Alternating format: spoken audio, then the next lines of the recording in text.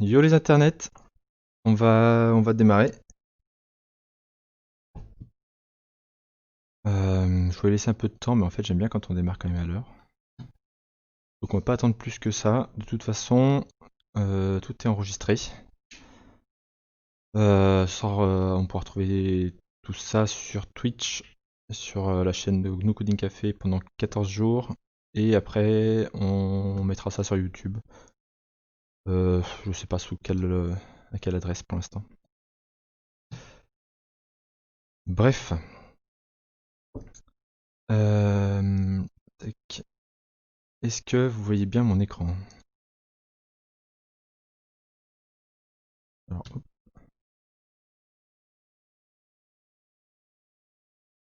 N'hésitez pas à me faire des retours dans le chat. Alors, ouais, si le son est trop fort, trop faible, n'hésitez pas à me le dire.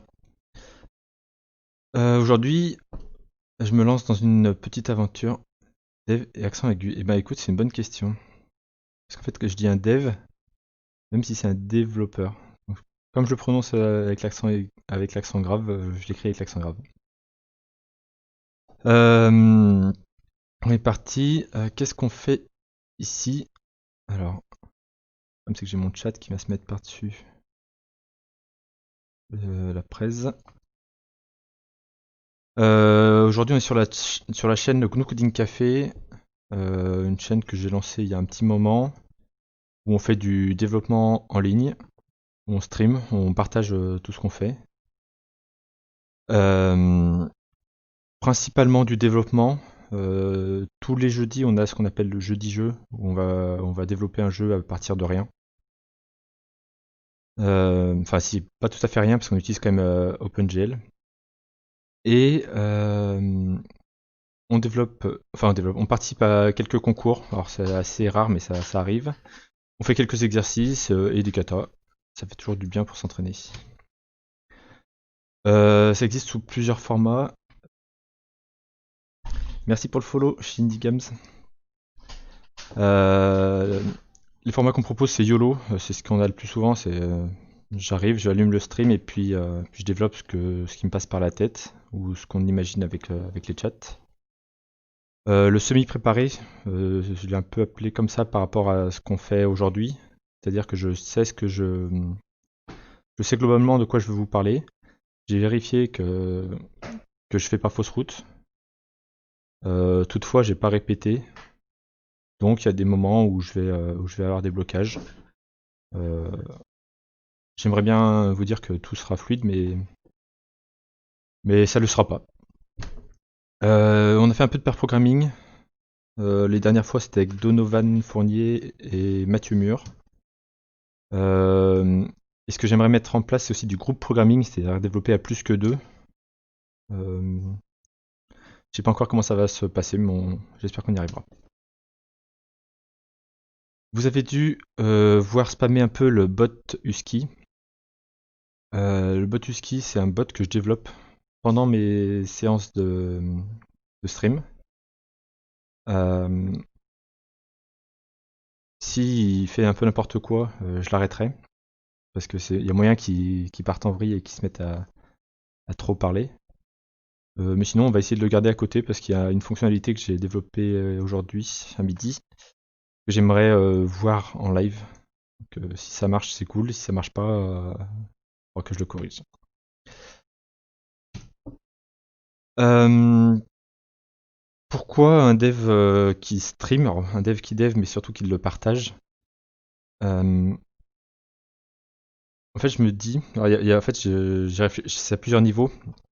Je suis parti du principe à l'origine de me dire que j'aime beaucoup travailler avec un autre développeur en pair programming parce que j'apprends énormément de sa façon de travailler. Donc je me suis dit, c'est intéressant, bah, si moi j'apprends de la façon de travailler de quelqu'un, bah, quelqu'un d'autre peut apprendre de ma façon de travailler. Ça, c'était ma première idée. Donc en me disant, je vais streamer pour les développeurs Android pour qu'ils voient comment Olivier Pérez fait ses développements Android. Alors pourquoi Olivier Pérez? Bah, pas parce que c'est quelqu'un de connu, mais parce que c'est quelqu'un de différent. Après, je me suis dit, mais en fait, il peut être aussi intéressant de voir un développeur Android travailler, c'est quand on est développeur, mais pas Android. Ça nous permet de voir un peu comment ça se passe pour de vrai. C'est pas un petit tuto qui nous permet d'apprendre un truc, c'est qu'est-ce qui se passe vraiment dans la vie du métier qui se passe à côté de moi. Et le troisième point, euh, j'ai repensé à ma famille et en fait depuis des années je leur dis que je suis développeur. Pour certains, ils ont une petite idée de qu'est-ce qui se passe sur mon écran toute la journée, mais pour d'autres, pas du tout. Donc je me dis, bah, ça pourrait aussi intéresser les personnes qui ne savent pas ce que c'est d'être développeur, de voir un peu quelqu'un travailler en vrai, qu'est-ce qu'il doit faire, à quoi il doit penser, qu'est-ce que c'est de coder, quoi, en gros. Donc du coup, on va développer une application Android. Euh, je vous en parlerai un peu plus loin dans l'intro. Euh, ça correspond pas à tous les développements possibles dans le monde. C'est vraiment un truc assez spécifique. Donc le métier de développeur Android, c'est ce qu'on va voir aujourd'hui. On ne verra pas le développeur web, on ne verra pas le développeur back, on ne verra pas. Voilà, c'est assez précis. Aujourd'hui, je vous demanderai bienveillance parce que c'est comme ça qu'on progresse, c'est en ayant la bienveillance des uns et des autres. Et pour la modération, j'ai fait appel à 3 personnes. Cynthia, qui agit sous le nom de Zenika IT dans le chat. Ilyushin, c'est William. Et Pipix, Pierrick, qui ont les droits de faire de la modération à tout niveau sur le stream. Qui peuvent supprimer des messages, bannir, kicker, enfin bref, modérer quoi. Yo Scarab. Euh, oui. Tiens, au passage, j'en profite, Scarab qui se connecte. Si un jour vous avez envie d'aller voir un autre développeur et d'apprendre encore comme un autre développeur travaille, allez le voir, c'est passionnant. Allez le voir surtout sur sa chaîne Fab Lab, on le fait, où il développe dans un Fab Lab et c'est super cool. Et c'est surtout grâce à lui que je suis aussi motivé de streamer. Qui je suis Olivier Pérez. Euh, je suis développeur Android actuellement, mais je suis développeur simplement dans la vie. Je fais du Kotlin parce que actuellement sur Android c'est ce qui se fait de mieux et c'est ce qui me plaît. J'aime beaucoup le partage et l'open source. C'est des valeurs, c'est des valeurs, des mots-clés qui pilotent un peu ma vie en ce moment. Euh, c'est aussi pour ça qu'on est là aujourd'hui. Et je suis organisateur du GDG Lyon, qu'on a essayé de relancer juste avant le début du Covid. Euh, Ce qui fait qu'on a un peu eu du mal à à organiser une première session. Vous pouvez me trouver Olivier Perez sur pas mal de réseaux sociaux et GNU Coding Café sur Twitch. Et je peux pas vous parler de moi sans vous parler de la boîte dans laquelle je travaille, parce que c'est une boîte dans laquelle je me sens vraiment bien euh, et qui partage des valeurs qui me plaisent. Là, on a les photos de nos locaux sur Lyon, euh, avec le magnifique canard qui représente un peu notre mascotte chez Zenica, et qu'on retrouve ici derrière la baie vitrée. C'est pas un trucage, hein, c'est vraiment des photos de la même pièce. Je vous parlais des valeurs, voilà. Donc là, j'ai extrait une slide des slides qu'on met un peu partout quand on parle de Zenica. Je pense que c'est celle qui me parle le plus. Soutenir les communautés, ben, en fait, c'est pour moi, enfin, cette année, ça avait été de me fournir un local dans lequel organiser le GDG. Malheureusement, du coup, ça ne s'est pas fait. Partager, le partage avec les gens qui nous entourent, c'est quelque chose qu'on apprécie énormément. Et former, c'est-à-dire, ben voilà, j'ai appris quelque chose, je suis expert dans un domaine, et ben j'ai envie et ça me fait plaisir de l'apprendre à quelqu'un d'autre. Ouais, c'est vraiment des trucs qui me plaisent beaucoup. Si l'informatique vous intéresse, je vous invite à aller voir sur la chaîne Twitch Zenica.tv, Zenica IT, pardon, sur Twitch.tv. Où il y a d'autres collègues qui partagent d'autres sujets. Oui, je voulais dire aussi, avant d'aller à la slide suivante, et qui nous héberge ce soir. Si Cynthia, t'as réussi à le faire. Non, je pourrais peut-être le faire avant de commencer à développer. L'autre hébergeur de ce soir, c'est le Frog. C'est plusieurs communautés Android françaises francophones, qui se sont organisées au début du Covid pour se dire, maintenant qu'on peut plus faire de conférences à Lille, à Nantes, à Lyon, etc., on va faire une conférence en ligne au sein d'une seule entité où tous les développeurs francophones Android pourront venir profiter du contenu. Aujourd'hui, ils font l'hébergement de GNU Coding Café, mais demain, ils hébergent Romain, un développeur hyper connu dans le monde d'Android. Je pense que je vais le regarder un petit peu en train de développer. Je sais pas trop comment je vais m'organiser pour demain. Mais n'hésitez vraiment pas à aller le voir demain. Si vous venez pas voir ma chaîne pour aller le voir lui, clairement je vous en voudrais pas. C'est un super orateur et il va nous parler d'un sujet qui lui tient à cœur, qui est Filament. Il me semble que ça tourne autour de la 3D. Bref, le Frog, de super contenu. Qu'est-ce qu'on va développer aujourd'hui? Aujourd'hui, on va développer une application parce que à la fin du confinement, j'ai mon client qui nous a dit qu'il fallait retourner sur site, donc travailler en présentiel, mais avec des règles. Donc il fallait faire. Alors la règle écrite, c'était télétravail maximum autorisé 2 jours par semaine.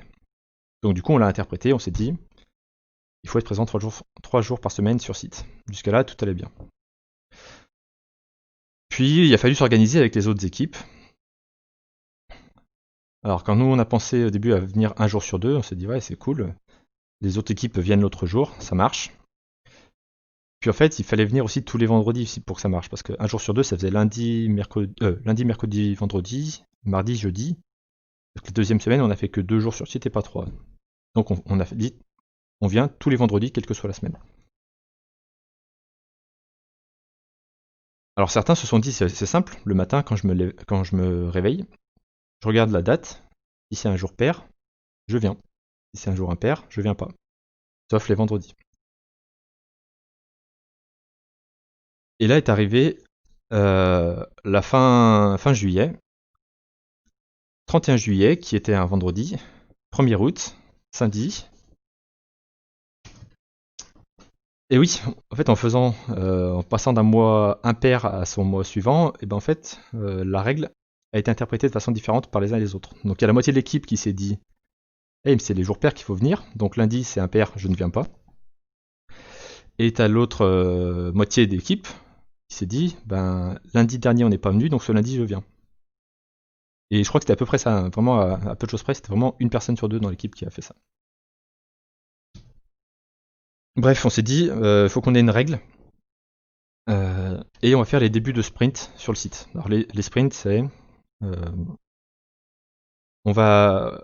on organise notre façon de notre progression sur le projet, notre progression sur le projet, pardon, par lot de 2 semaines.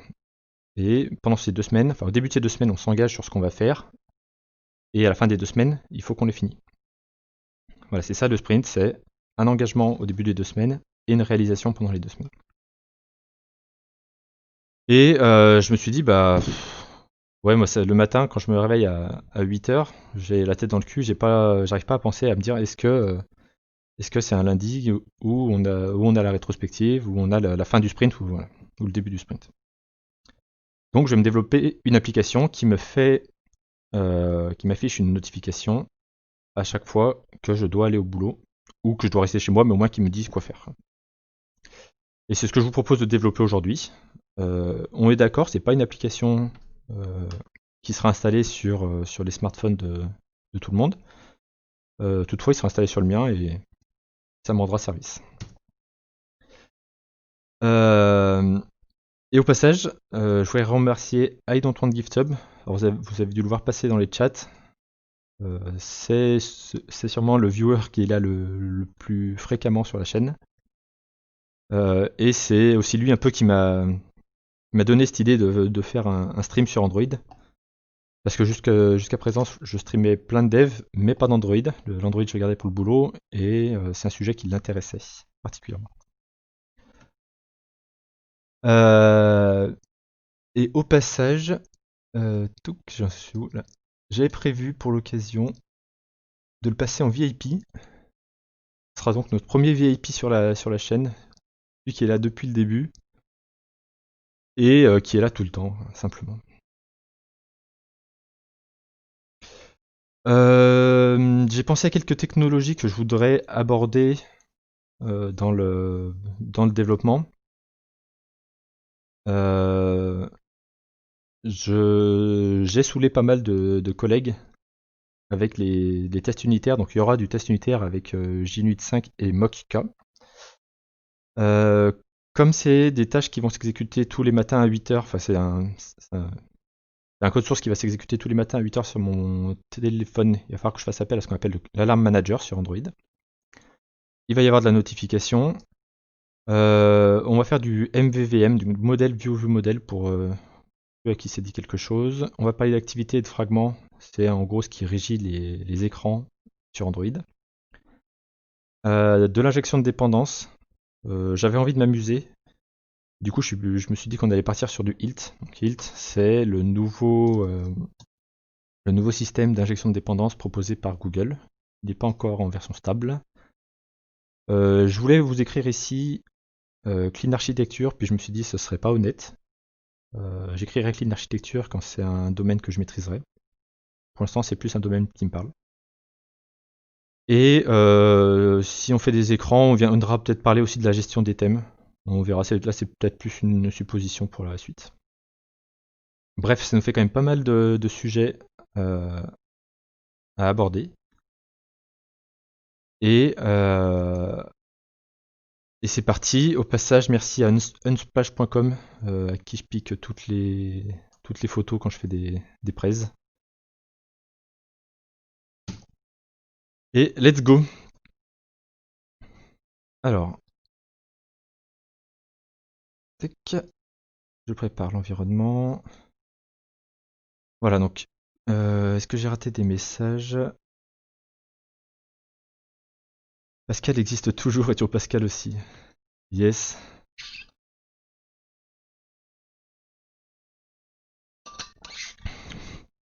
Alors, oh, merci Scrabs. Trop sympa. Merci beaucoup. Ça, c'est mes projets perso. Ce que je vais faire, du coup, là, je pars vraiment de rien. Je vais essayer d'alterner entre informations pour ceux qui n'y connaissent rien et ceux qui connaissent déjà un peu. Du coup, Android Studio, c'est le logiciel qu'on utilise pour développer des applications Android. Donc, je vais créer un nouveau projet avec un écran vide, donc Empty Activity, qu'on va appeler Remind Me, bêtement. Le package, API 21, pourquoi pas. On va pas se prendre la tête, moi je suis au-dessus de ça. Puis, de toute façon, personne n'installera l'application à part moi.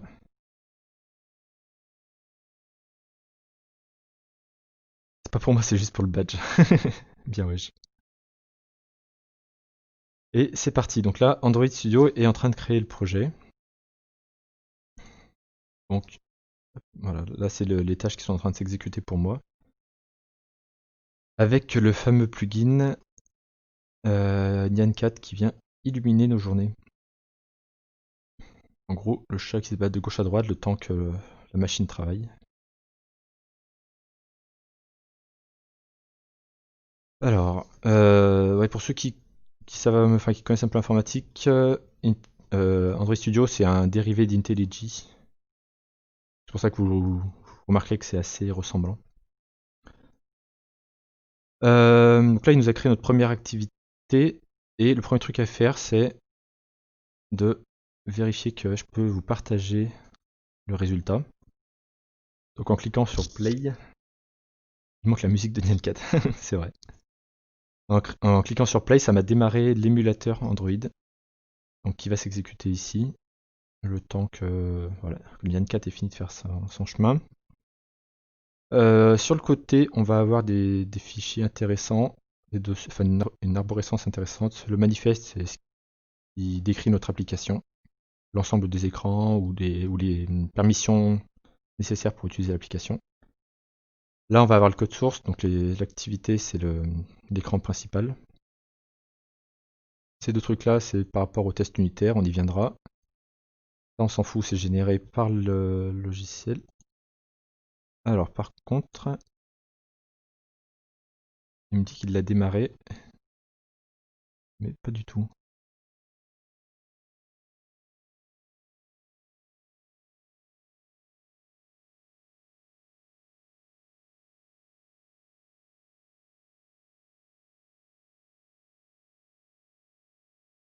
Is already running. Bah non.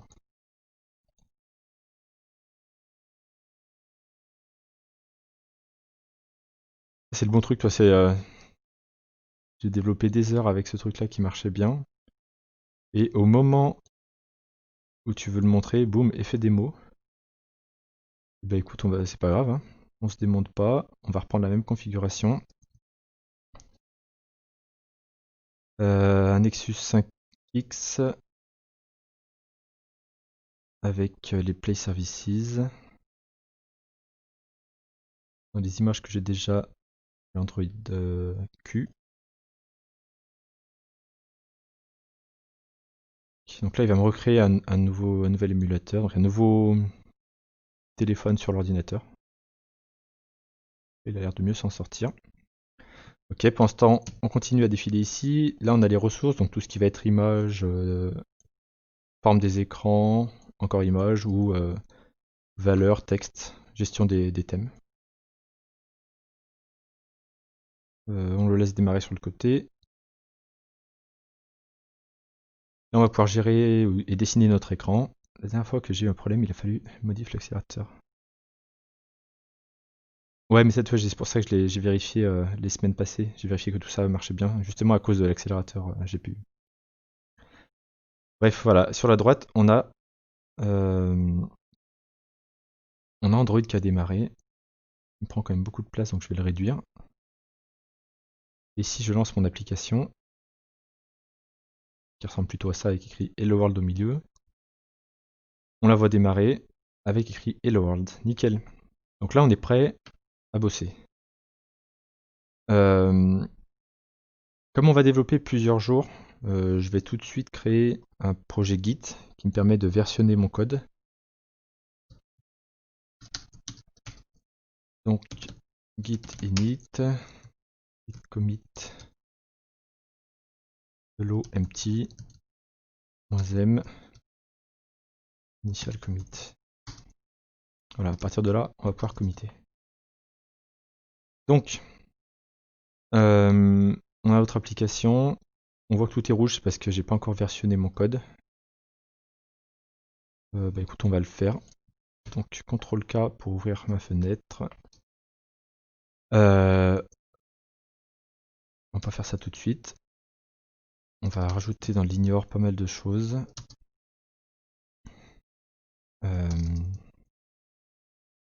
.id. On ignore tout ça. Hop. Build slash capture slash. Ok. Là, il devrait me proposer moins de choses. Ok, cool.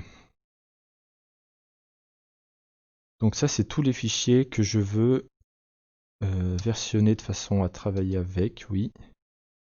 Ça, c'est un fichier de test pour faire des tests d'interface, donc avec des tests tout pourris, donc je vais le faire sauter. Ça, c'est mon premier code source, donc je le garde. Les ressources, je les garde toutes. Le test unitaire, lui, on va le garder, mais pas le comité. Le gitignore, bien sûr. Non, pas le gitignore. pas celui-ci, pas celui qui est dans App, et les règles ProGuard.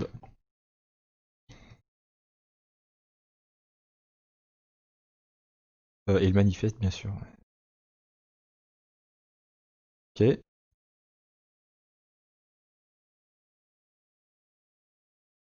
Et je vais supprimer le fichier gitignore qui se trouve dans l'app parce que je gère tout à ce niveau-là. Je repasse en vue Android. Alors, comment on va faire? On va commencer tout de suite à faire du code. Je vais rouvrir mon layout. Et à la place du texte, je vais mettre un bouton. Et une baguette magique qui vient me dire, hop, tu t'attaches à tous les bords. Tac. Do it. Non, ça c'est son texte, on s'en fout. Show notification, ce sera notre identifiant de bouton pour pouvoir le retrouver. Et dans le texte, de facto, très bien. Dans le texte, on va utiliser l'assistant. Est capable de m'aider là-dessus? Oui. Non, pas ressource file. Value. Show notification button text.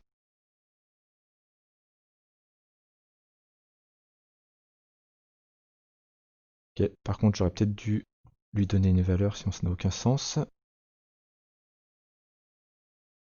Voilà. On le voit apparaître ici. Et petit test vite fait.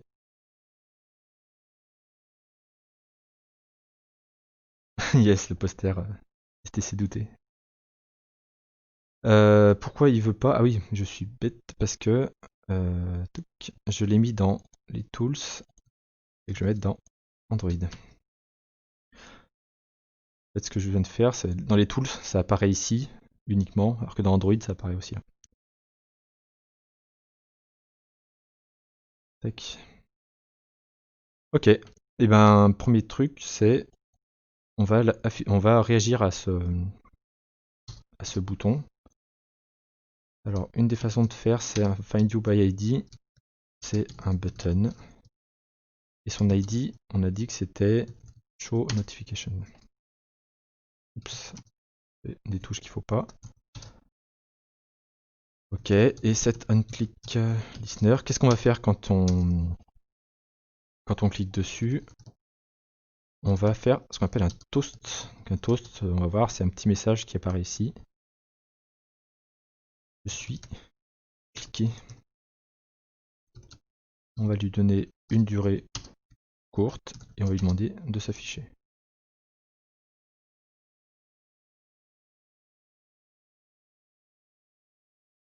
Ok, tac, je suis cliqué. Alors, dû à la déformation de l'écran, on voit mal, mais c'est bien marqué. Je suis si cliqué. Non, je suis. Ok.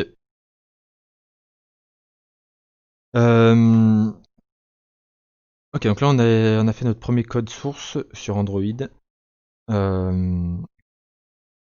Ce qu'on va faire, c'est tout de suite s'intéresser à quel est le but de l'application, de façon à choisir ce qu'on appelle un MVP. Le MVP, c'est le Minimum Viable Product. Donc en gros, à partir de quand je peux considérer que mon application va me rendre service. Et pour ça, en fait, ce que j'aimerais, c'est que quand on clique sur le bouton, au lieu qu'il me dise je suis cliqué, je corrige, j'aimerais qu'il me dise va au boulot ou reste chez toi. Donc ce serait en fait le minimum que je puisse avoir dans mon application pour me dire bah c'est bon, l'application sert à quelque chose. Donc avant même de s'intéresser à la forme de l'application, au fait qu'elle me met une petite notification le matin quand je me réveille, je vais d'abord m'intéresser à comment, choisir, comment détecter si je dois aller au boulot ou pas. Alors, ce que je vais faire tout de suite, c'est créer une nouvelle classe. dans laquelle je vais mettre uniquement le code qui vient vérifier si je dois aller au boulot. Donc, on va faire l'inverse même. On va faire should stay at home. Donc, est-ce que je dois rester à la maison? Et c'est un cas d'utilisation de mon application. Voilà. L'application, elle sert entre autres à vérifier si je dois rester à la maison. Donc en Kotlin,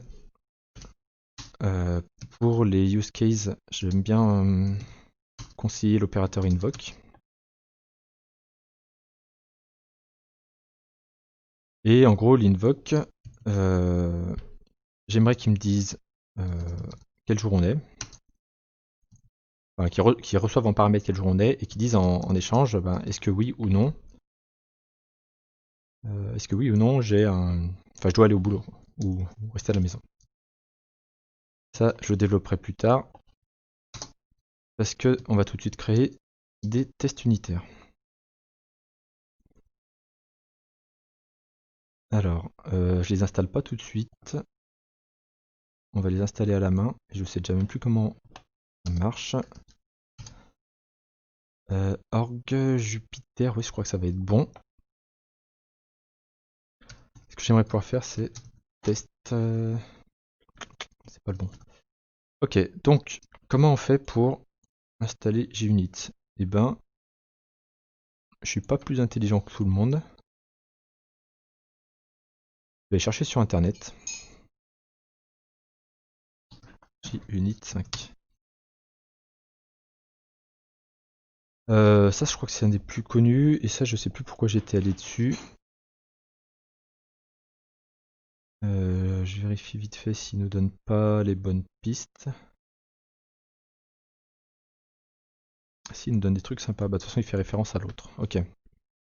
Donc, si ça va être un plugin qu'on va ajouter. Donc si on ajoute un plugin, il faut rajouter une dépendance dans le build script.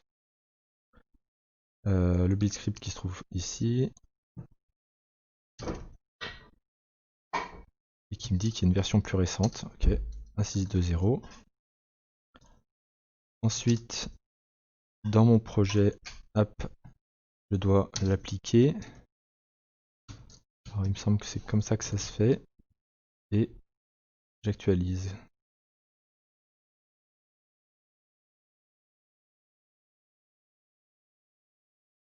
Je rafraîchis mes dépendances. On va le laisser faire. Pendant ce temps, on va continuer à scroller.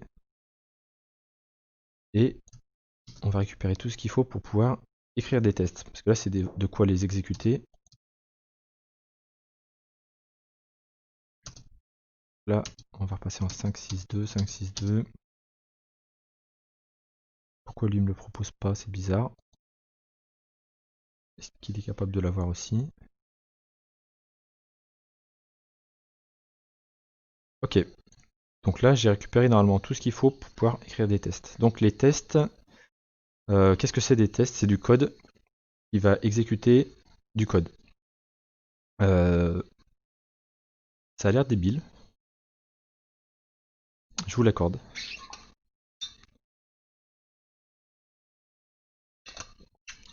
Mais en fait, c'est une façon de vérifier sur le long terme que tout marche aussi bien que ça marchait avant. Donc là, aujourd'hui, je vais écrire un test qui va vérifier que mon code va bien s'exécuter. Ensuite, je vais écrire mon code. Si mon code, a bien été fait, ben, il va dire à mon test, ok, tout va bien. Et si un jour, je viens rajouter une fonctionnalité dans mon code, je réexécuterai le test et le test me dira est-ce que ça marche toujours aussi bien ou pas. Tac, donc là, test de org JUnit Jupyter. Donc là, on est bien dans JUnit 5. Display name, je crois que c'est. Et ce que je veux tester, c'est should stay at home. On va faire des cas où je dois rester à la maison.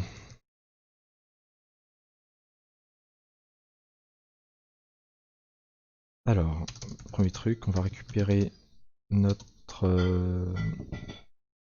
Il ouvre notre use case.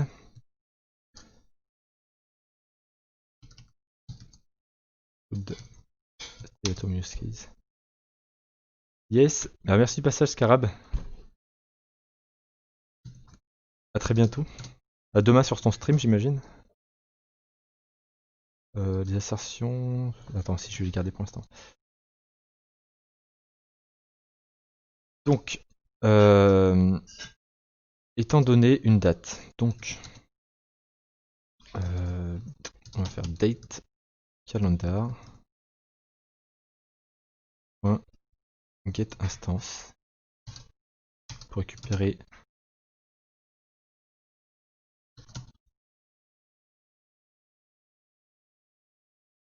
il veut pas. Ah, ça me ferait mal qu'il n'y ait pas de get instance là-dessus.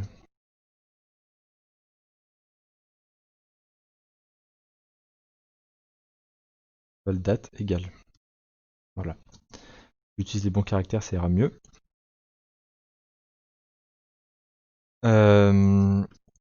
Donc ça c'est la date d'aujourd'hui, donc le 28. Et du coup, mauvais choix, aujourd'hui, on était le premier jour du sprint, donc should go to work.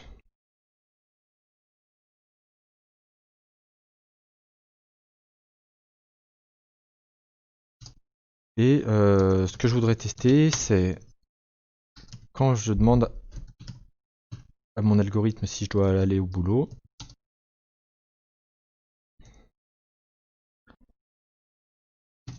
Sur la date d'aujourd'hui, et ben je m'attends, given when then, je m'attends à un cas qui est assert true. Avec un petit message en cas d'erreur. First day of the sprint. You should go to work. Ça ne sous-entend pas que quand je reste à la maison, je ne travaille pas, bien sûr.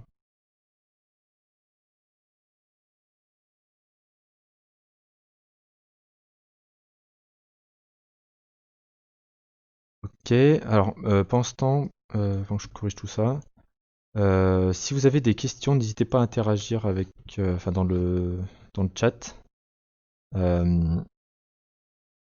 J'essaierai de les lire.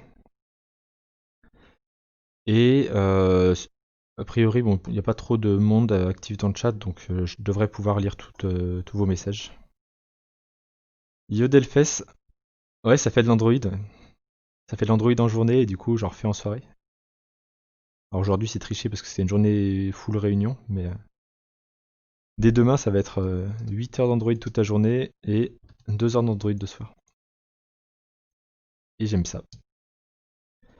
Bref, là, je viens d'exécuter mon test et il me dit que ça marche pas, donc c'est tout rouge. Il me dit simplement qu'en fait, j'ai pas implémenté l'algorithme, et c'est vrai. Je l'ai pas implémenté. La réponse la plus simple à cet algorithme, enfin à ce test, ce serait d'écrire ça, d'écrire juste return false, pour dire bah ne va pas au boulot. Mauvais exemple, return true. Je réexécute. Et là il me dit oui c'est bon, ça marche. Par contre, si j'écris un deuxième test, should stay at home.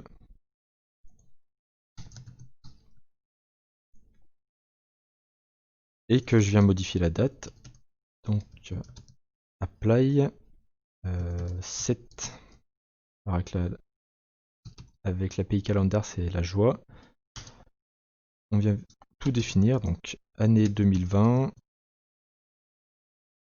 Le month, cette fois je me fais pas avoir, c'est calendar.september.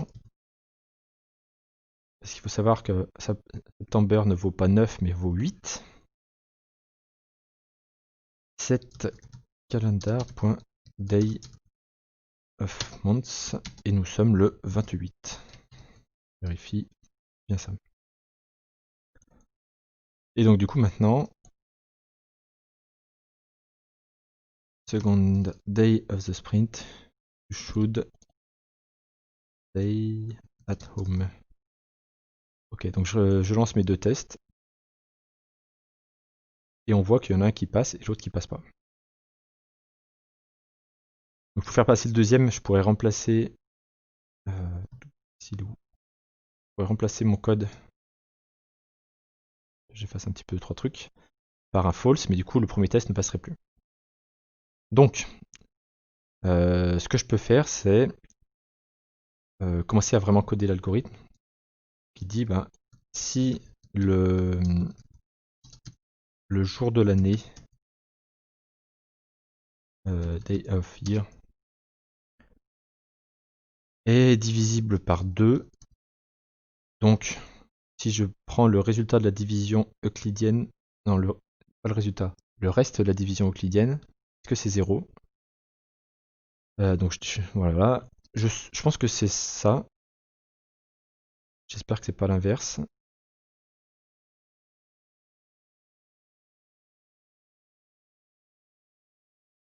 Alors on voit que ça marche pas. Qu'est-ce qui marche pas? Bah oui, parce que c'est demain que je dois pas aller au boulot, c'est pas aujourd'hui. Voilà. Ok. Donc là j'ai mes deux tests qui fonctionnent.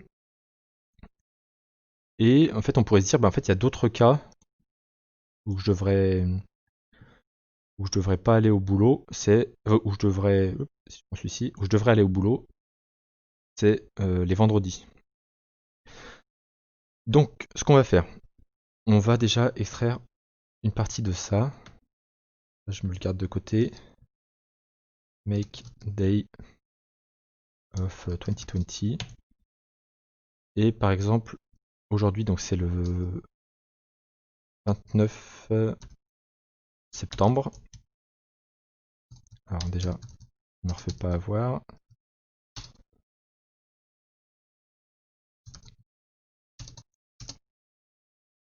Là, c'est day of months.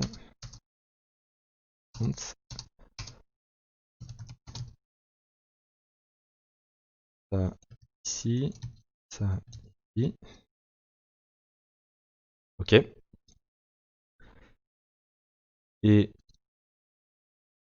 si je fais la même chose pour lui, ce serait le 28. Donc je relance mes tests pour vérifier que je suis dans la bonne direction. Cool.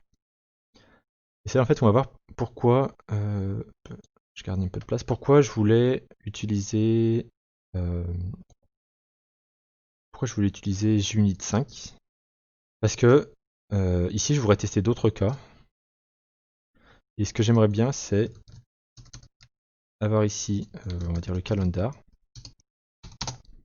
et le result.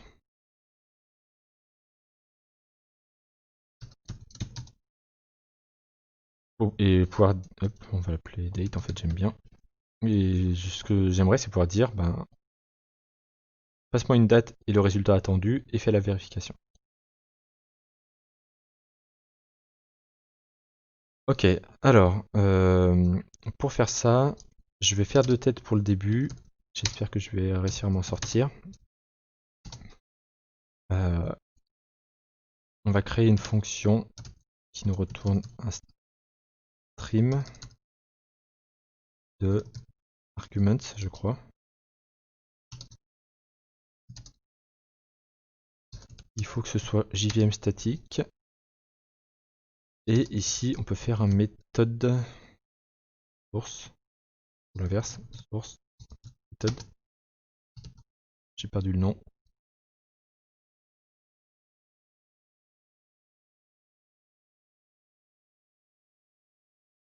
Hmm,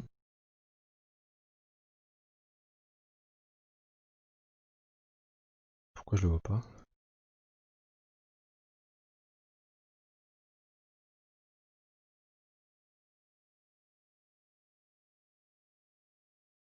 Bah écoute, c'est simple, hein. On va chercher sur internet. Bah, peut-être que lui, il les a en fait. Il parlait de tests paramétrisés.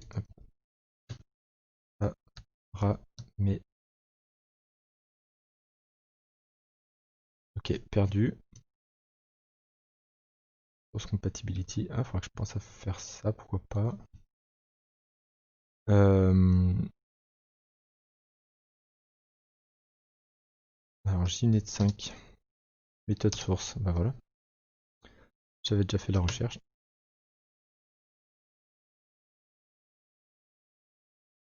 Value source, non, c'est pas celui-ci. Méthode source. Pourquoi il l'a pas trouvé tout à l'heure? Méthode source.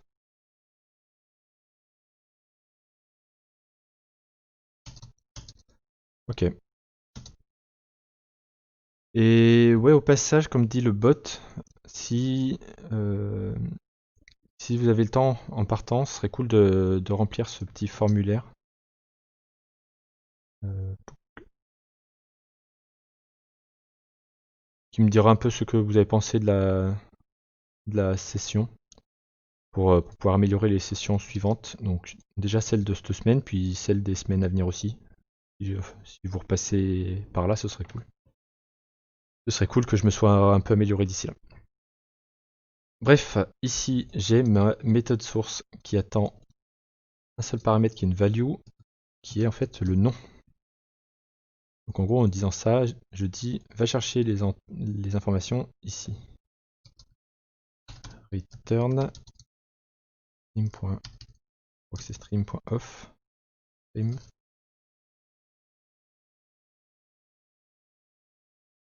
Ah si c'est ça.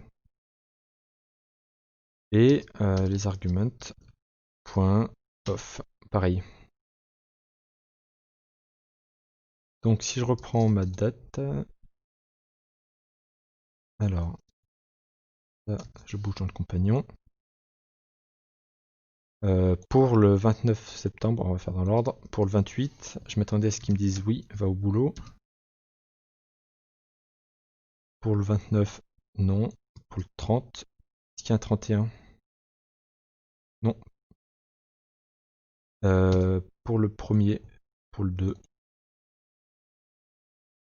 1, 2, 3, 4, 5. Ça nous suffira. Ok, ça c'est les tests pour cette semaine. Toutefois, j'aimerais que la semaine prochaine il soit carré aussi. Qui commence le 5, 5, 6, 7, 8, 9 et qui va inverser le tout. Ok, on sera en octobre ici et en octobre ici. Ok.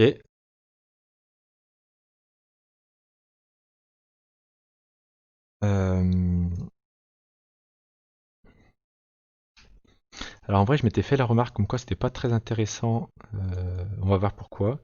De mettre le calendrier tout de suite et de ne pas lui passer la date construite. Euh, c'est est-ce qu'on peut lui mettre des paramètres ici?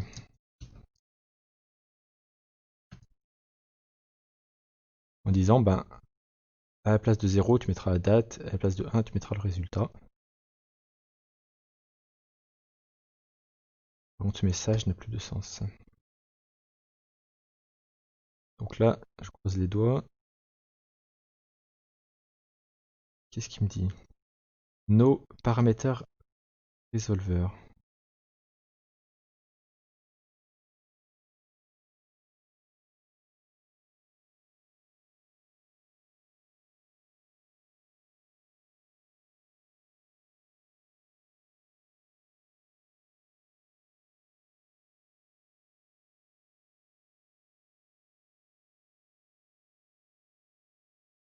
Oui, d'accord, ça doit être pour la date. Non, pas du tout. Parameter, calendar et une méthode.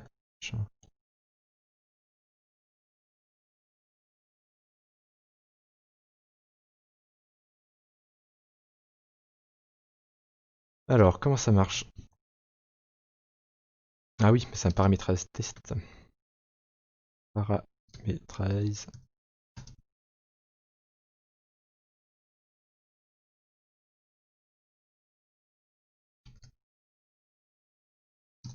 Il veut pas ça.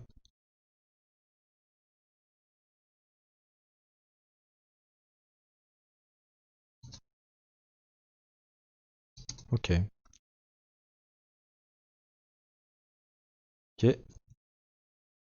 Ok. Voilà, donc là on voit qu'il a tout lancé. Alors là où en fait c'est chiant d'avoir la date passée ici, c'est que c'est compliqué à lire tout ça. Donc on va lui passer le day of months et le month. De toute façon, ce qu'il puisse faire ça. 2020 1 0 true false.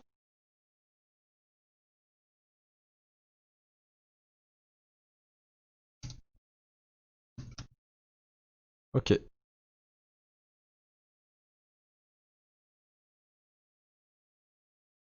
Alors par contre ici, il a plus besoin de tout ça.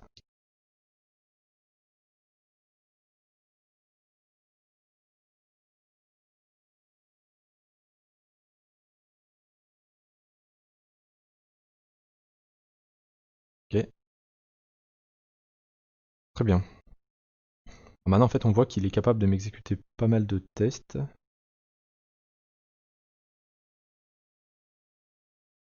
Lui on peut donner un nom je crois.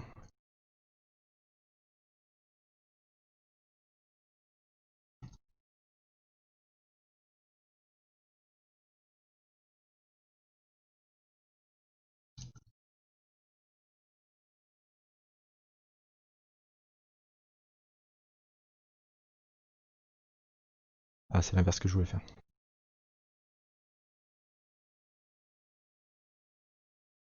Parameterize c'est avec ça. Et le display name.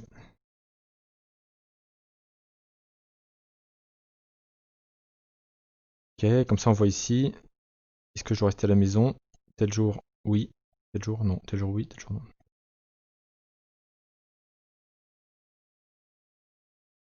Alors par contre, ici c'est plus assert false à chaque fois, ça va être assert equals. Et le résultat qu'on attend, c'est lui. Ok, sachant qu'il y a quand même un cas qui est pas le bon, c'est lui. Voilà. Donc là j'ai tous mes cas testés, puis je me rends compte qu'en fait j'ai pas tout développé, il y a un cas que je connais, que j'ai mal testé. Donc on va corriger.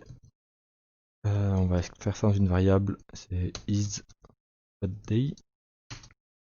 Non, on inverse du coup, is even day. Donc les jours pairs, on va au boulot, et is Friday. On va du coup faire appel au calendar.day of week. Et on va vérifier si ce calendar est égal à Friday. Donc est-ce que je dois rester à la maison? Ah mais du coup j'ai fait l'inverse, j'ai codé exactement l'inverse. Bah écoute très bien, on va le renommer.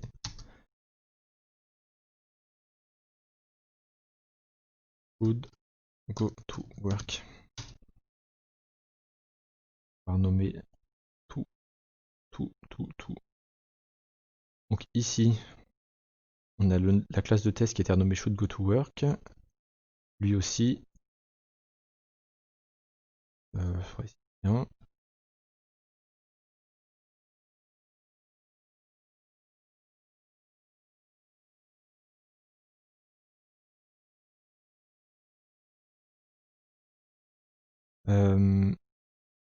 Les jours où on doit aller au boulot, c'est les jours pairs ou les vendredis. Cool. Ce test là du coup n'apporte plus rien, vu que c'est un doublon du test paramétré. Ok, et bah du coup là on a créé notre premier code utile. Sauf que pour l'instant l'application ne fait rien. Donc ce qu'on va faire, c'est qu'on va l'appeler. private val should go to work. Pour l'instant, on se prend pas la tête, aucune injection, rien du tout, on veut juste vérifier que ça marche. If should go to work, calendar en get instance, donc est-ce que aujourd'hui j'aurais dû aller au boulot?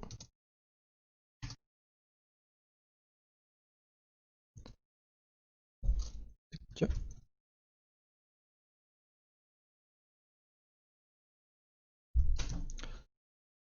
Allez. Donc, il faut que je relance l'application dans la partie de droite. Et du coup, pour reprendre ce que je disais tout à l'heure, si vous avez si vous avez envie d'interagir, le chat, je crois qu'il faut se créer un compte sur Twitch. Ils n'autorisent pas le chat anonyme.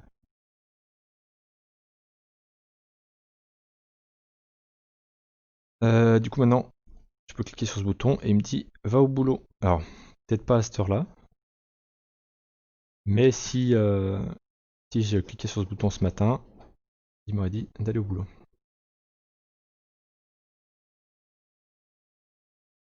Et ben, c'est cool. Ce qu'on va faire, c'est que on va committer tout ce qu'on a fait. Une petite lecture. J'aime bien mettre des sauts de ligne en fin de fichier. On peut vérifier fichier par fichier. Alors, le build, en effet, c'est pour mettre du unit. Ma première activité, je lui mets mon use case. Ok. Le use case, donc ça, c'est son implémentation. C'est bien qu'un use case, quand il est vraiment court, qu'il est vraiment unitaire, c'est quelque chose que je peux discuter avec mon product owner. Tu peux lui dire, voilà, il y a deux cas dans lesquels on dit qu'il faut aller au boulot. C'est soit les jours pairs, soit les vendredis.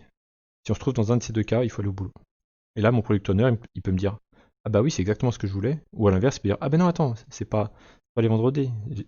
L'inverse, c'est les vendredis, tu restes chez toi. Je sais pas, je dis une connerie, mais voilà. C'est pour moi l'intérêt des use cases, c'est pouvoir en discuter avec ton product owner. Si tu peux pas en discuter avec ton product owner, bah, tu peux te poser la question, est-ce que c'est vraiment un use case que je suis en train de développer?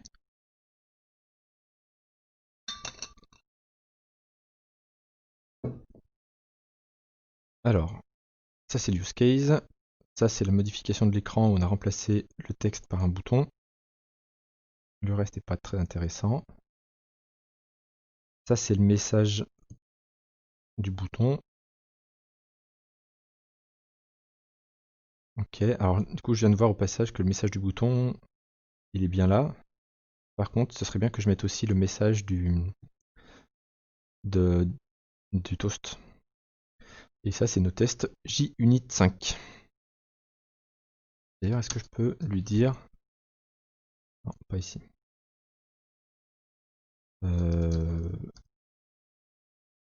Use case.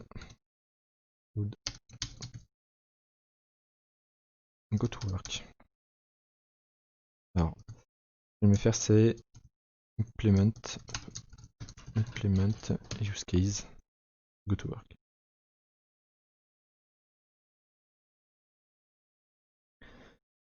Ok, par contre, on va revenir sur ce commit parce qu'il y a des trucs que je voudrais faire sauter. Dans les messages, on va en rajouter un. String.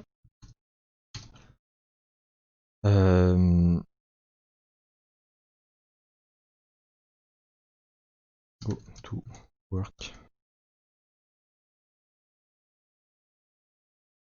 Message.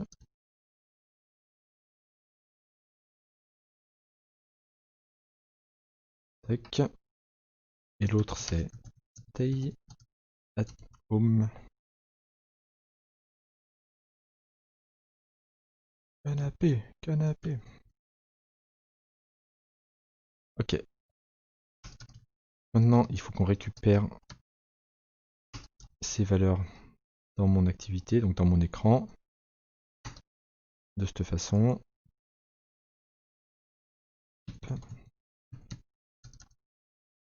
Get string et stay at home. Ok. Et alors là, ça ne va avoir aucun impact, mais ce qu'il faut faire quand on vient de modifier du code, c'est bouton droite, run test. Alors on ne devrait jamais avoir peur d'exécuter des tests unitaires, pour la simple et bonne raison qu'ils doivent être hyper rapides à s'exécuter. Voilà, là je suis prêt à attendre 47 millisecondes pour vérifier que j'ai rien cassé.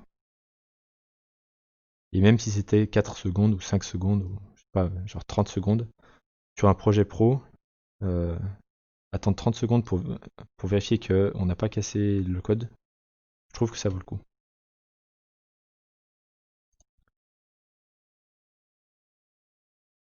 Cool, alors du coup je vérifie ça, c'est bien ce que je viens de faire avec ça, et je vais modifier le commit précédent.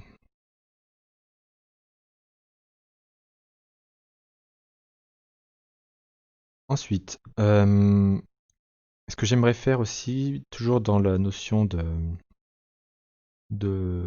MVP, de Minimum Viable Product, c'est afficher une notification. Et ça, de la même façon, c'est mon product owner qui m'a dit Olivier, ce serait cool que tu affiches une notification. Alors là, je vais commencer à créer ma deuxième classe. Show pop-up notification case.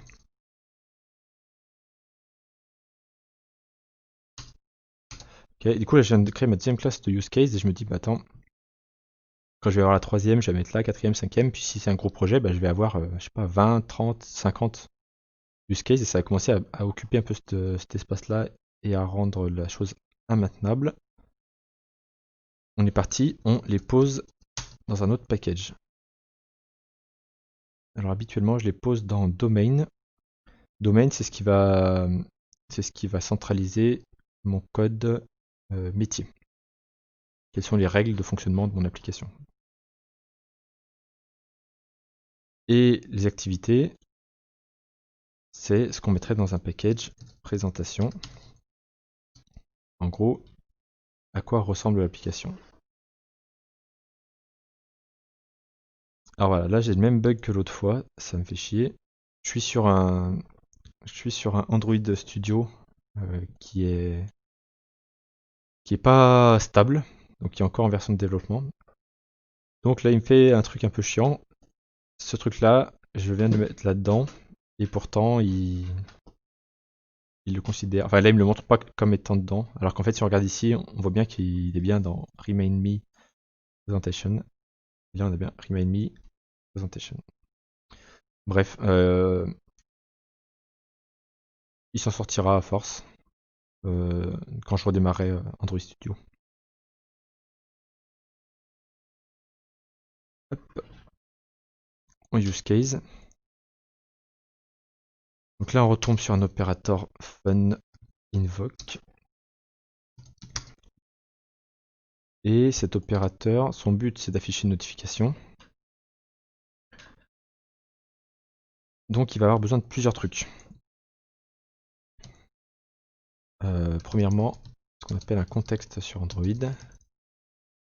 Bon, texte. Là, ça va être la même chose pour chaque fois où on veut afficher une notif, ce sera le même contexte. Par contre ici, au moment où on veut afficher une notif en particulier, c'est un message simplement. Int. Alors soit j'ai le message string, soit j'ai le int qu'on peut prendre en disant le message que je veux afficher, il doit faire partie des strings, donc de ce truc-là. Et en l'occurrence, c'est le cas parce que le message que je voudrais afficher, c'est un de ces deux-là.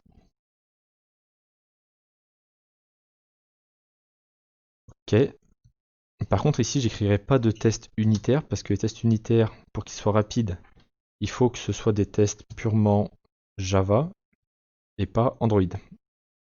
Et là, en fait, ça va être on va faire appel à des systèmes d'Android de façon à afficher quelque chose sur Android.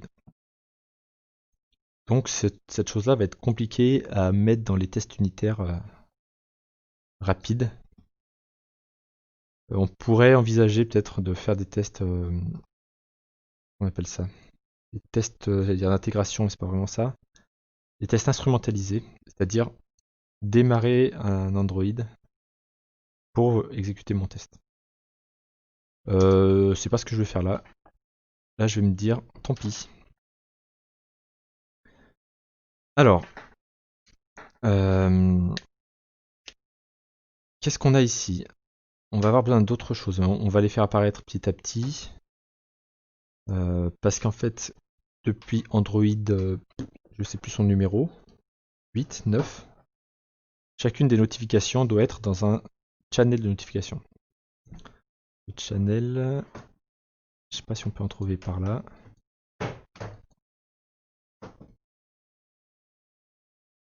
Alors, on va chercher dans les applications.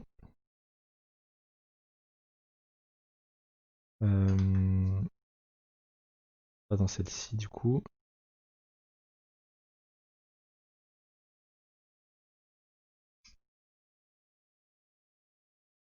Ah, mais comme il n'y a qu'une seule notif, il vaut pas. Bref. Alors, du coup, ici, j'ai mon application, Remind Me, qui a un menu notification. Et en gros, ici, on va voir apparaître des informations comme quoi notre application essaye de notifier certaines notifications. Par exemple, on pourrait se dire une application bancaire, elle pourrait vouloir envoyer certains types de notifications. Donc, par exemple, quand ton solde est à découvert, c'est un type de notification, donc alerte sur le solde. On pourrait avoir un type communication avec ton banquier, un type promotion de nouveaux contrats possibles. Ouais. Ça ferait trois types différents. Et l'utilisateur pourrait dire être alerté ou les notifs comme quoi mon banquier veut me parler, ça m'intéresse, donc je les laisse activer. Par contre, leur pub, ils peuvent se la mettre où je pense. Du coup, je désactive leur notif. Si seulement les banques faisaient ça, je peux te dire qu'il y aurait beaucoup moins de notifications. Alors je dis les banques, mais ça marche pour d'autres. Bref, on va devoir créer un channel.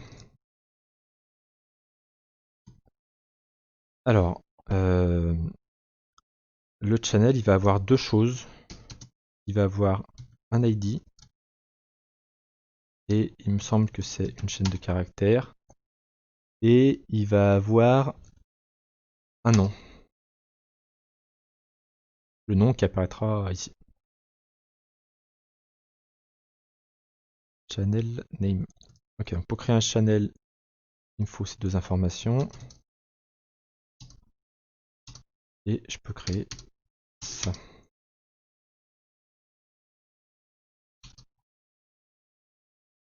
Ok.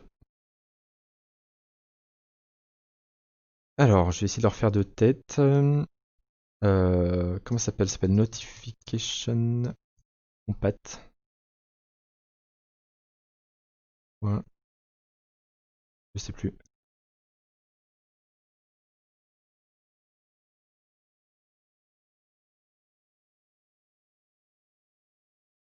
Ah, je sais plus. Je sais plus. Euh...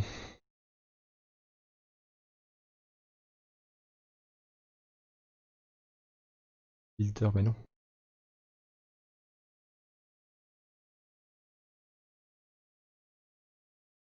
Il sera pas ici.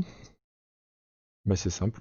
Quand je sais pas, Android Notification Compat.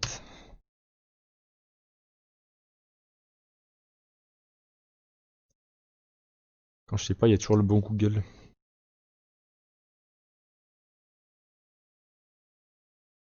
Create a channel set the importance. Hop. On va dans la doc de Android. Et ah, il faut juste que je crée un channel, ok.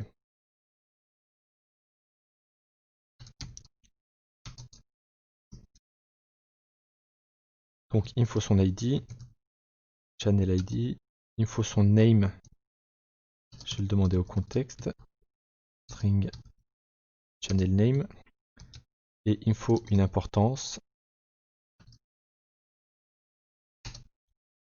Là j'ai mon channel que je vais appeler channel, et il me met tout en rouge parce que ce code-là ne peut pas être exécuté sur toutes les applications enfin sur tous les téléphones que je cible. Je cible Android API 21. Donc API 21 c'est Android 5, aussi connu sous le nom de Lollipop. Et dans Lollipop, il n'y avait pas encore les notifications. D'ailleurs, je crois qu'on peut le voir ici, voilà. On voit sur mon écran qui est marqué Android API 30. Non, c'est avant ça. On peut le voir ici, perdu. On va le voir dans la doc. Ici. Il ne me l'affiche pas. On va m'afficher since. Ah non, parce que c'est le compat. Euh...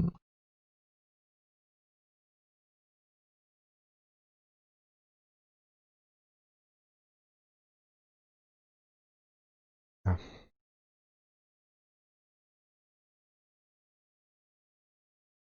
Je pense qu'on peut le trouver là.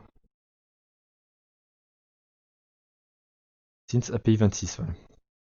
Donc tous ceux qui se trouvent entre 21 et 26 vont avoir un crash ici en disant bah attends, tu essaies de faire quelque chose qui n'existe pas. Donc on va faire un target API ici. C'est quoi? C'est build. Ça build.s version code. Et j'ai perdu son nom.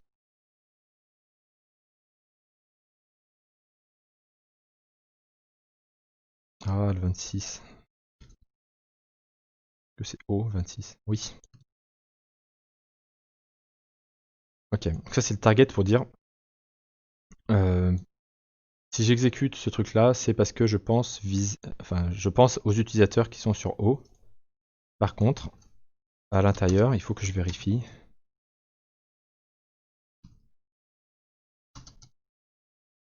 que la version du téléphone est bien au moins O avant d'exécuter ce truc là. Alors plutôt je vais faire l'inverse. Invert, voilà. Si on est inférieur à O, on s'arrête tout de suite. Ensuite, je vais avoir besoin d'un notification manager. Je vois plus les messages. Ça m'énerve cette animation. Voilà. Notification manager. Qu'on va récupérer plus tard. Le type. Ouais.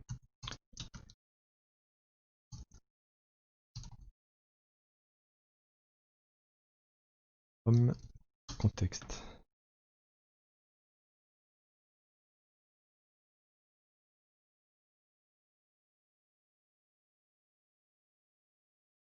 J'ai oublié le petit mot-clé lazy.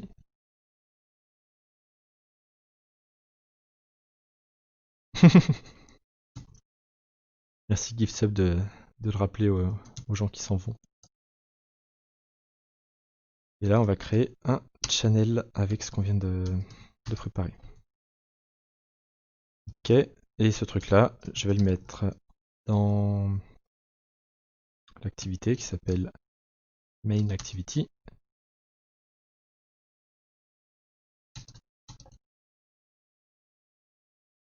Pop-up notification. Il attend un contexte, donc this. Et ce que je vais faire, c'est que, juste pour tester, pour l'instant on s'en fout de ça. Le channel ID, on va le mettre là. Reminder, warning, reminder. Et son nom, ça va être warning, reminder, channel.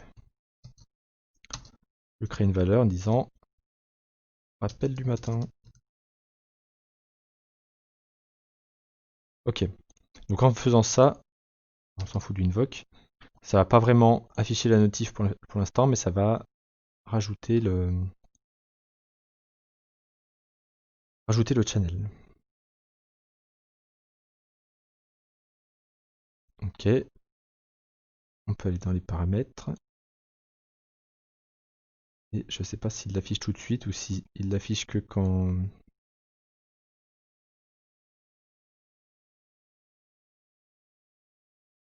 Yes, voilà.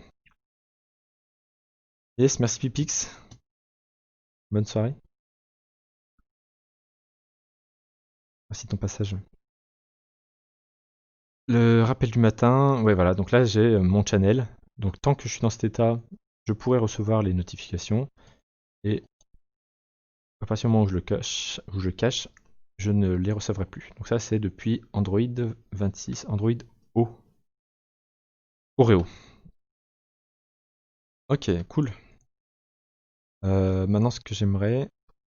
Alors, j'ai pas fermé les bonnes choses. Use case. Tac. Maintenant que j'ai créé le channel, bah, j'aimerais afficher un notif.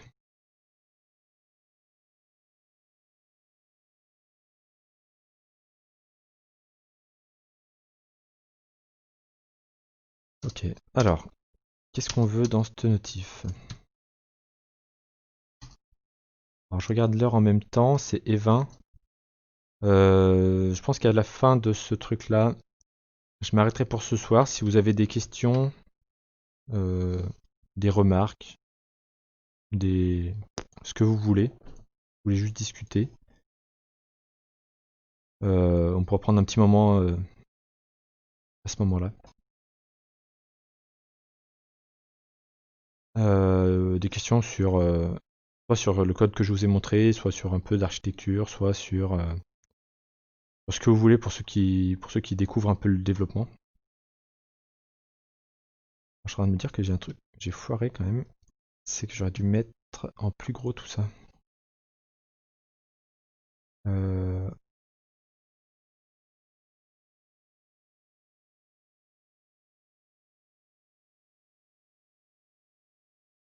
alors, j'ai pas fait le bon. C'est dans Editor que je dois aller. Là, non.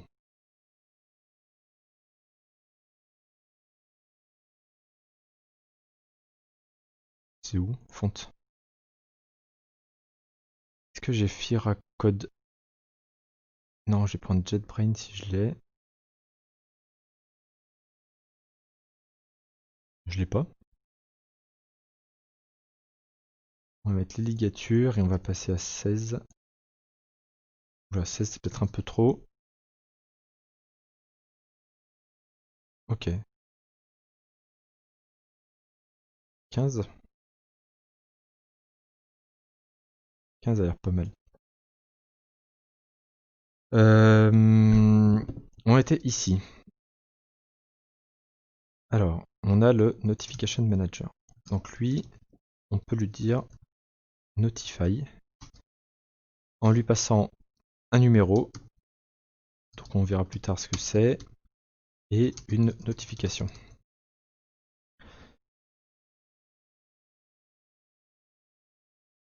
C'est plus clair comme ça. N'hésitez pas, ouais.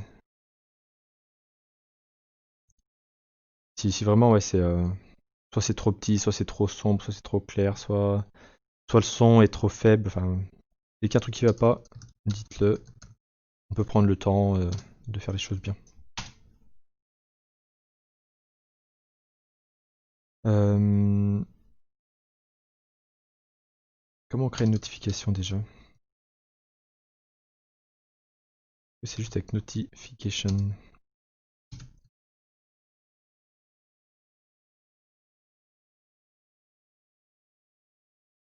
Ça a l'air, mais c'est pas ce que je veux.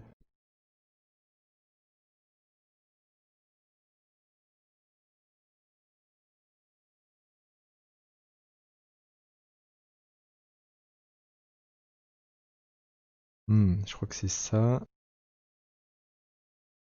Deprecated. On va faire que les méthodes statiques.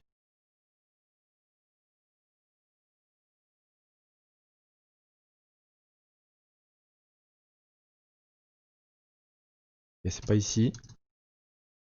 On retourne dans la doc. Notification compat builder.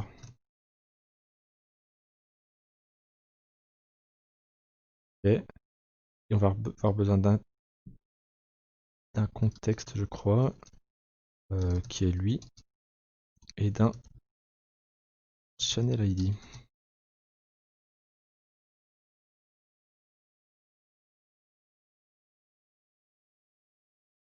Par l'inverse. Ok. Point build. Donc ici, on va avoir besoin de plein d'informations. D'un titre. Qui vient de là. Qui vient pas directement de là, qui vient du contexte. Ok. Il va nous falloir une small icon. La small icon, on va lui passer en paramètre. Ça va être un drawable. Les drawables, c'est des éléments qui sont dessinables. Comme son nom le dit très bien. Hop, je l'ajoute en paramètre.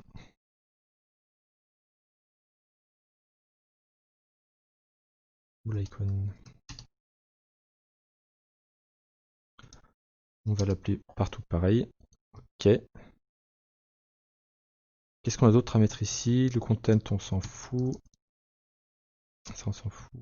Content, cette large icône. Bah, je crois qu'on est plutôt bien. Icon, title, style. Le style, on n'a pas besoin. Et la priorité, pourquoi pas. Notification compat. Ouais. Notification compat. Ouais, priority. Aïe.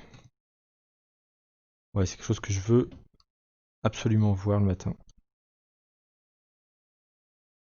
Ok. Alors là, je viens de créer ma notif. Je suis pas sûr d'avoir besoin du message.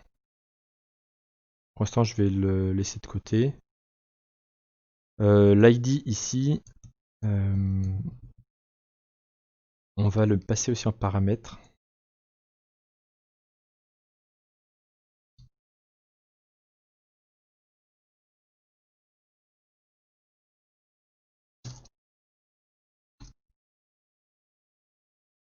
En gros, chaque notification va être référencée auprès d'un numéro qui dit je te notifie pour telle chose. Au sein de mon channel, je te notifie pour telle chose. En fait, ça permettra de dire ça permettra à Android de vérifier que un ID ne soit pas trop notifié. Dans quel cas, ben, il va commencer à faire disparaître des notifications pour éviter de saouler l'utilisateur. Alors, qu'est-ce que j'ai raté ici? Il va me falloir l'ID. Ok. Il va me falloir le drawable. Pour l'instant, on va utiliser celui-ci qui est pas ouf. Ça, c'est le message. Je me suis planté. Non, ça, c'est dans l'ordre. CTRL P. On a besoin de notification ID. C'est 1. Ensuite, le message. Donc, pour l'instant, c'est un message un peu bateau. Ok. Et ça, ce qu'on va faire, c'est que on va l'afficher à chaque fois qu'on clique sur le bouton. Tac. Je reformate mon code. Oh, il est violent ici. Ok. Ce que j'aime bien faire aussi, c'est nommer les paramètres. Channel ID et channel name. Ok. Donc là, on dit qu'on veut faire popper une notification. Ce sera l'ID 1. Un certain message, une certaine image. On peut voir ici sur le côté, mais qui est juste la tête d'Android, ou celle qu'on voit ici. L'ID du channel. Et OK. Alors, je vais relancer ça.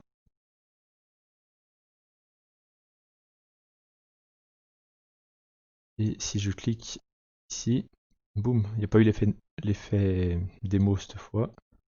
On a bien eu la notif qui est arrivée ici. On voit pas très bien l'icône, parce que j'ai choisi une qui était pas ouf. On va revenir dessus tout de suite. Et donc ça, c'est le titre de mon application. Il vient de notifier maintenant ce message-là. Menu. Ok, cool. Ça progresse. Euh, Ici, donc je suis dans des... Il y a des trucs qui me plaisent pas vraiment. Là, on a un. Je sais pas ce que ça veut dire. Là, on a un texte qui est en dur, ça m'énerve. Donc, je vais me créer un fichier de constante. Dans lequel on va avoir reminder. Hop, je l'ai partout. Morning. Reminder. ID. Ça va être le 1. Et l'autre, c'est morning. Reminder. Channel ID. Et je vais le copier pour être sûr de ne pas me planter. Ok. Maintenant ici, je peux faire référence à mes valeurs. C'est fini dans l'autre fichier. Ok. Voilà, là, ça me parle un peu plus. Maintenant ici, comme message, j'aimerais mettre autre chose qui vient d'ici. Donc, ce que je vais faire, c'est que je vais en extraire un message. Et ce message, je vais le passer là. Et ce que je vais récupérer ici, c'est juste ça. Là. Donc en gros, je dis, si je dois aller au boulot, récupère le message go to work. Sinon, récupère le message stay at home. Je redéploie. Je clique sur le bouton. Et là, va au boulot. Yes. On est pas mal. Si je clique plusieurs fois, on voit aussi là, grâce à l'ID que j'ai choisi ici, on voit que il va pas me mettre plusieurs notifications. Ce que je pourrais faire pour vous montrer, c'est générer un nombre au hasard. Next int.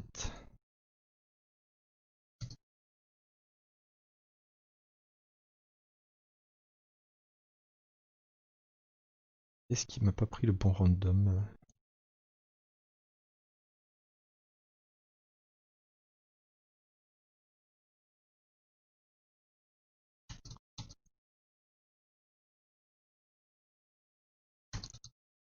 En effet, je vous dis ici,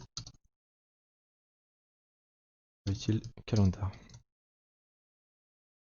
Alors ça m'énerve. On va tout de suite aller dans Kotlin. Code style Kotlin. Les imports, use single name. Et package ou use, hop, Java utile ça dégage. Et 14 ça reste.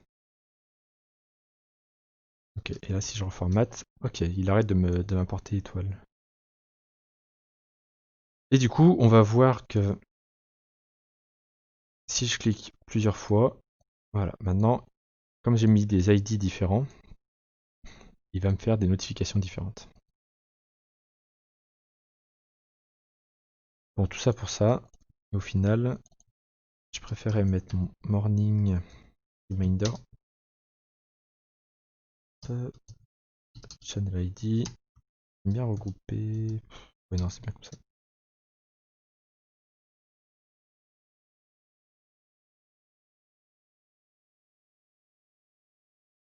Euh, Là, il doit me les souligner parce qu'il les verrait bien en const. Ok, cool. Et ben, je pense qu'on a fait une bonne étape. C'est d'afficher des notifications. Donc, on peut vérifier que j'ai fait. Là, j'ai créé une nouvelle classe qui est capable d'afficher des notifications. Elle va manipuler un notification manager. Il me semble ok. Première étape, elle doit créer un channel. Je m'y attendais. Et elle affiche une notification. Là, le je m'y attendais, en fait, c'est un petit truc un peu intéressant en programmation. Si on tombe sur un bout de code et il fait ce qu'on attendait de lui, ou il fait quelque chose dont, enfin, ouais, qu'on espérait retrouver, ben, en fait, c'est bon signe. Pour créer une notif, je connais un peu Android et je sais qu'il doit créer un channel avant. Donc là, ok, c'est cool. Et puis, il affiche une notif. Ok, c'est cool. Pour afficher une notification, il a besoin d'un channel, une notif ID, d'un message et d'une icône. Ouais, ça me semble pas con. Et pour le truc qu'il fait, c'est de créer une notification. Ah bah ouais, pour l'afficher, il faut d'abord créer sa description. Voilà, donc c'est un peu ça l'idée que j'aime bien avoir quand je développe, c'est me dire, bah ouais, je tombe sur un bout de code et il faut pas que je sois surpris. Pour créer un channel, je sais que les channels, c'est Android O et plus, donc ça m'étonne pas d'avoir ça ici. Et pareil, pour le créer, il faut que d'abord que je déclare ces informations. Et puis, je fais un create channel. Ok, ça me semble cool. Ça, c'est parce qu'on a déplacé les packages, les dossiers en gros. Pareil pour lui, sachant qu'en plus, on lui passe une notification. C'est cool. Euh, Là, on récupère le message plutôt que d'afficher un toast. C'est cool. Puis, on affiche. Puis, on appelle ouais, notre nouveau use case. Bien. Là, on a déplacé l'activité, donc normal. On a fait un peu de propre. Et on a ajouté un nom de channel. Ok. Et ça, par contre, c'est pas cool. Ça, je m'y attendais pas. Qu'est-ce que ça veut dire? Ça veut dire que cette classe-là ne se trouve plus dans le même package que la classe qu'elle teste. On va régler ça rapidement. C'est du domaine. On va se trouver dans domaine. Voilà. Maintenant, le changement, il est là. Il est plus là. Cool. Show notification instead of toast.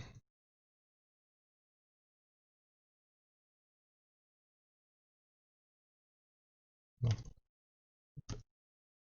plus générique. On affiche des notifications à la place des toasts. Et ouais, on met tous nos commentaires en anglais. C'est plus une convention partagée par un peu tout le monde. Jamais une personne ne m'a dit ouais, ça serait cool qu'on mette les commentaires en français.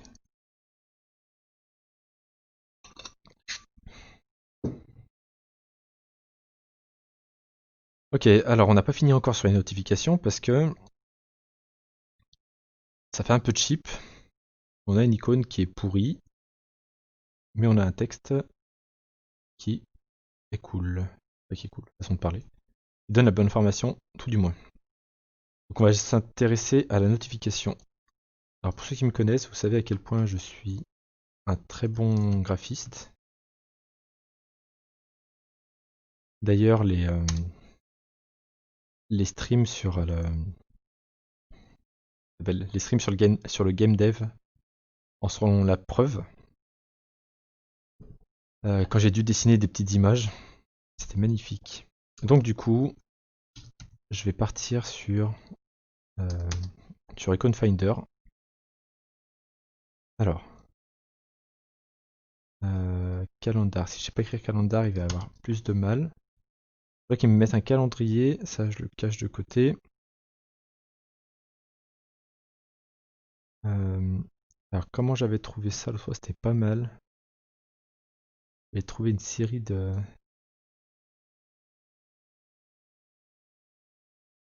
d'icônes.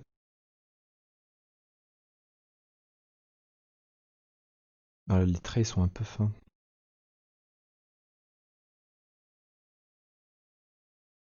Il faut que ça puisse se voir quand même. Là, on pourrait être pas mal. Alors, il me faudrait deux icônes différentes, c'est ça l'idée. C'est de trouver une icône qui parle de boulot et une icône qui parle de maison. Pourquoi c'est long? J'ai dit qu'on s'arrêtait dans 20 minutes? Ouais, c'est le temps de finir. Alors pour ceux qui m'ont connu dans mon précédent boulot, vous savez ce que je pense des estimations.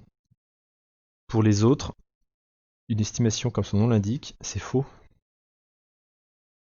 Une estimation, pas la vérité, c'est pas un temps fixe.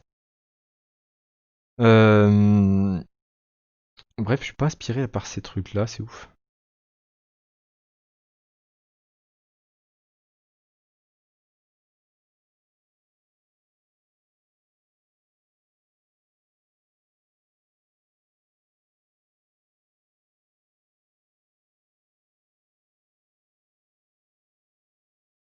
On pourrait avoir ça pour aller au boulot.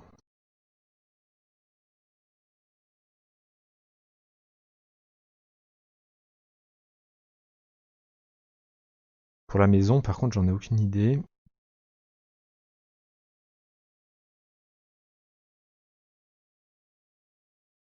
Ah, pas ouf.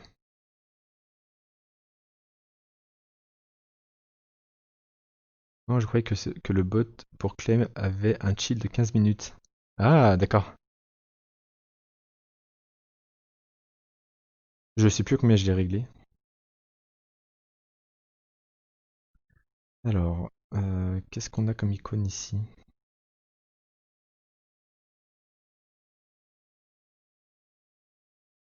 On pourrait mettre une icône triste pour le boulot.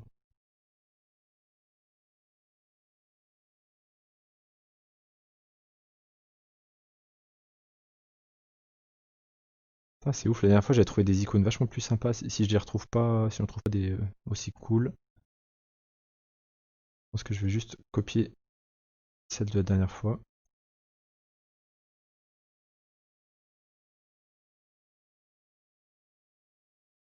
Un truc qui représente un peu la maison, quoi.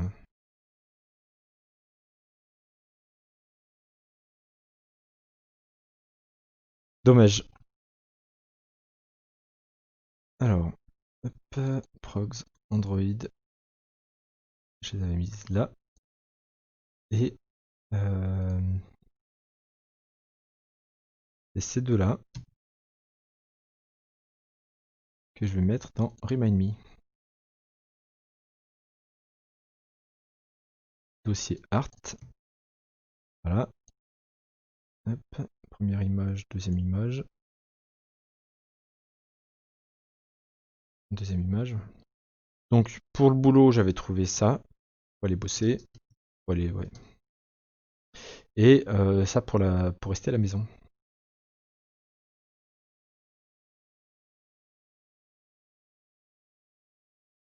Yes, merci pour le rappel, Nika Iti, aka Sisi.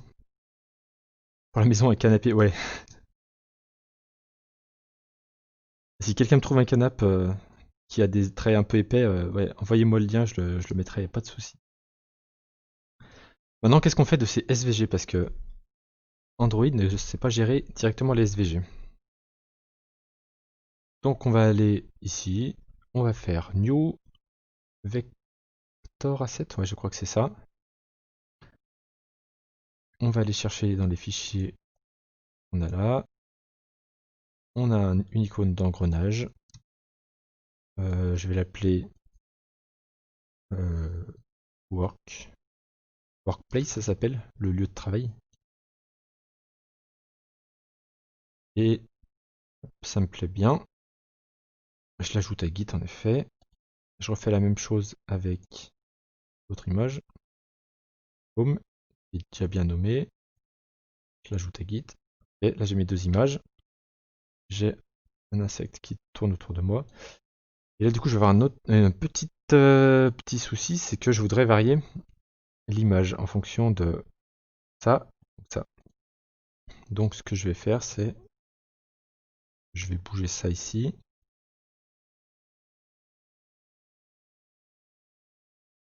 Hop, on s'en fout du val.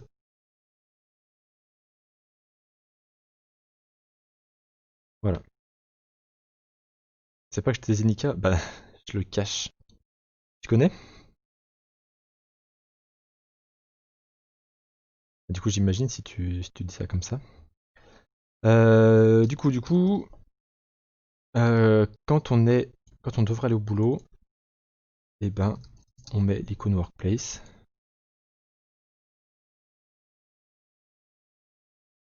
Et quand on devrait rester à la maison, voilà.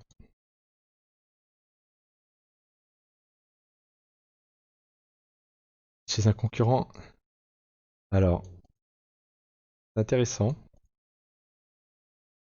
Parce que autant j'ai pas de mal à imaginer que deux boîtes soient concurrentes l'une avec l'autre, autant pour moi un autre développeur c'est pas un concurrent. Et je vois ce que tu veux dire, ouais. On bosse pour deux boîtes qui sont concurrentes l'une de l'autre. Donc là, on a réussi à faire fonctionner. C'est un jour où je devrais aller au boulot. Il me dit va au boulot avec la petite icône. Voilà, elle n'est pas très bien affichée. Ce que je vais faire, c'est que je vais en prendre un screenshot. Ça vous permettra de voir à quel point l'image est propre ou pas.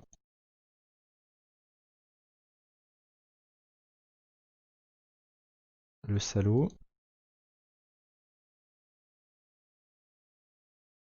Hop, je reprends parce qu'il a encore l'autre Android Studio qui tourne quelque part. Je sais pas où d'ailleurs, je comprends pas comment il s'en est sorti. Mais voilà, là on a la notif qui s'affiche bien. On regarde à la taille normale de l'écran.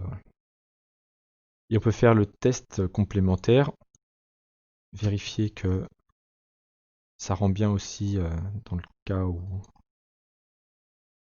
on doit rester à la maison. Et bah écoute, je vais reprendre un screenshot. Notre ESN qui fait un peu plus qualitatif que la moyenne. Ok. On est dans des ESN qualitatives. Ça limite, hein. Ça limite, il n'y en a pas tant que ça. Bien sûr, je ne donnerai aucun nom sur le stream. Mais par contre, venez m'en parler et... Oh, je plaisante. Ce qui est important, c'est surtout les développeurs avec qui on bosse plus que les entreprises desquelles ils viennent. Tu peux avoir des super développeurs qui viennent d'entreprises affreuses, inhumaines. Et l'inverse est possible aussi d'ailleurs. Et là, bon, du coup, on peut vérifier que si un jour on doit rester à la maison, bim, canapé, parfait. Ça, c'est un jour qui me plaît. Bah demain, on verra qu'on aura la notif canapé. Euh,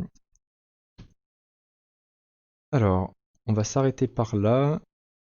Le temps de finir le commit. Donc là, c'est le fait d'avoir bougé l'affichage des notifs dans le if. De toute façon, ça va dégager parce que ça ne s'exécutera pas ici. Bon, ça devrait bouger cette partie-là. Je vois qu'il y a de l'annotation qui est pas top. Donc on va aller régler ça tout de suite. Voilà, CTRL ALT L. D'ailleurs, je vais le faire. Non, je le ferai après. Je vais le faire au niveau global, mais c'est un peu abusé. Ok, ça c'est mes deux nouvelles icônes. Alors voilà, quand je les ai ajoutées à partir d'un SVG, ça me les a convertis en ce qu'on appelle les vectors drawable, qui sont un peu des SVG simplifiés pour Android. Donc tout ce qui est faisable avec des SVG ne l'est pas avec Android. Mais en gros, à partir du moment où quelque chose est une image est intéressante en vectoriel sur Android, il y a moyen que vous puissiez bien la convertir en SVG. Dans le sens où s'il y a trop de détails dans le SVG, ça vaut pas forcément le coup de l'afficher sur Android. On va plutôt viser des icônes simples. Voilà. Et j'en profite, je rajoute l'art au passage. Donc, les art, c'est un peu mes documents de travail. Mes documents de travail, ouais.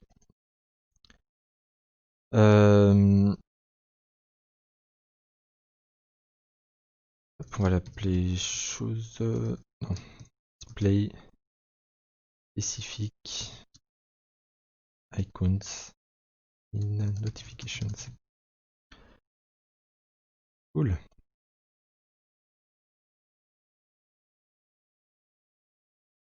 Alors, là, ce qu'on a réussi à faire, c'est afficher une notification. Ah, d'ailleurs, je vais remettre la bonne. Aujourd'hui, voilà, on a démarré l'émulateur, on a affiché un premier écran, on a changé le bouton, on a changé un texte pour le mettre en bouton. Quand on clique sur le bouton, ça affiche une notification, et dans la notification, on a l'information de si on doit aller au boulot ou pas. Voilà ce qu'on a fait aujourd'hui. Qu'est-ce qu'on peut faire demain? Alors, je dis bien on peut parce qu'en fait, je ne sais pas. Il y a des trucs qu'on aimerait aborder. Junit 5, on l'a fait. Le MVVM, ça pourrait être intéressant demain avec l'injection de dépendance. Quoique demain. Ah si, on a fait les notifs aussi. Demain, on a le concurrent Romain qui va nous parler de filaments sur le channel des OG, du francophone Android User Group. Du coup, peut-être que je ferai un sujet un peu plus léger. Je sais pas du coup si je vais partir sur l'injection de dépendance ou peut-être je partirai sur les mocks. Il reprendra l'injection de dépendance, Alarm Manager et les MVVM dès mercredi. Je pense, pas sûr. On verra demain soir comment ça se déroule. Il est où mon bouton? Donc, on va s'arrêter là pour ce soir. Si vous avez encore des questions, je suis tout à fait preneur. Si vous avez des remarques, de la même façon. Et sinon, je vous donne rendez-vous demain à 19h pour la suite de l'exercice, qui est la création d'une application Android. Et si ça vous a plu, vous pouvez aussi me retrouver régulièrement en live sur Twitch pour développer plein de trucs, et pas forcément que l'Android.